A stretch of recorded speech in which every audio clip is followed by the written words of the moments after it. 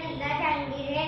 मैं 4th C जमात में पढ़ती हूँ। मेरे स्कूल का नाम हाजी गुलाम मोहम्मद आजम उर्दू प्राइमरी स्कूल है। सबक का नाम घर घर पानी।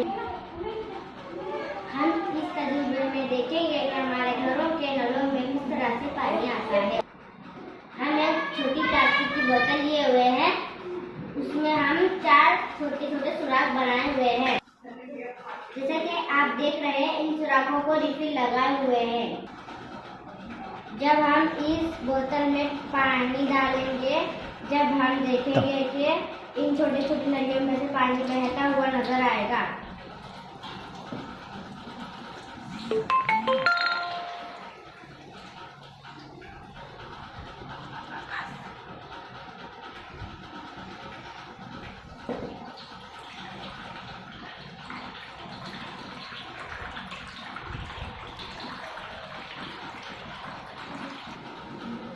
इस तजुर्बे से ये जाहिर होता है कि एक जगह जमा किया हुआ पानी नलों के जरिए से मुख्तलिफ घरों में पहुंचाया जाता है।